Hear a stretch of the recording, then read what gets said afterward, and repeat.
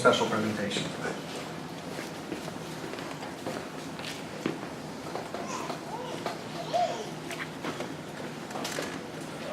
Good evening. I've been here about 20 years at Shawnee PD, and during that time I don't remember a whole lot of these citizen awards being given during that time, so I feel pretty honored and privileged to get to do this tonight. But do bear with me, I'm not a public speaker, I am a cop, so cut me a little slack if I struggle. I'm here to tell a story tonight. It all started December 30th. I can't do that. Started about December 30th. I was working day shift. It was Sunday morning, 6:30 in the morning. That's a pretty gentle time for us officers, as we usually get a quiet day there, at least the first part of it. I started my day, got my car ready, got in and started out. I headed down Renner Road, made it down to Midland Drive, turned east, went a little ways, about to the West Glen Theaters when tones came out on the radio, and for us that means shut up and listen. Something important's about to go. It was put out as an injury accident. There was some confusing information. Hit and run, possible subject still on scene, etc. It's a little bit confusing, and I'll explain that a little bit later. I was just a little ways and they put the accident out at Midland 435. Well, I just come through there, I didn't see anything. But I flipped a U-turn and headed back down there. As I got down there, there was nothing there. But I could see a car on down further west of me with the flashers on, and it didn't take a genius to figure out that was probably where the accident was. So I headed on down there. Sure enough, I pull up and there's a car parked on the shoulder with its flashers on, a van. In the middle of my lane of traffic, I could see two tennis shoes laying in the roadway. And over to the right of me, probably 15, 20 feet off the roadway, were two people laying on the ground. That's how my day started. Now we back up a little bit and tell you the beginning of Cindy's day. Cindy's Van Pelt is getting the award tonight. Her day started like normal. Sunday morning she was heading to work for a little bit. She headed down Red Oak, out of the subdivision there, got to Midland Drive. But right before she got to that, she saw a dog running loose, and it was dragging a leash. And this seemed a little odd to her, and she also recognized or thought, boy, that looks like Lee's dog. That's kind of strange. But she kept going, turned on Midland Drive, headed down just a little ways, and saw somebody laying over in the grass. This person was laying on their back and had their legs, knees up to their chest, and were holding their legs. Obviously, in pitch darkness on a Sunday morning, that was a little strange. But she kept going, what in the world? It almost looked like they were stretching out. She got a little ways down the road. And at that point, she thought, something didn't seem right. Now, after I talked to her, I kind of came to the conclusion, I don't know how people decide things, whether that's woman's intuition, if that's what you want to believe, that's fine. If she's just, really on the ball and started putting things together, or if God touched her on the shoulder and said, you better think. I don't know. Doesn't matter to me. What does matter is that Cindy turned around.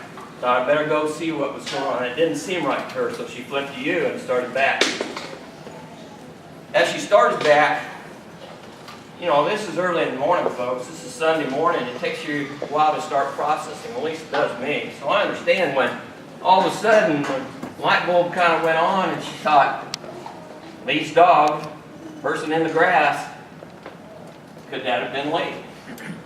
She gets to the person, pulls over. They're still laying on the grass, on their back with their knees up. She gets out, throws her flashers on, thankfully. Gets out and goes around, goes to the person, and realized this is Lee, and this is bad. She's hurt. One thing I forgot to mention is it's about 25 degrees outside. Cindy got out her cell phone, but as you can imagine, she was kind of in a state of shock at that point. This was not a pretty scene. I'll explain that in a little bit. She tried to dial 911, but the fingers and everything was not working real great. I think that's safe to say. What she did do and was able to do was the first number on her phone was her husband. So that's where the call went. She called Tom. He got on the phone. She explains somewhat what's going on, but you can imagine it's a little confusing. So he was one that called 911 into the police station and tried to give what information he could that he got from Cindy.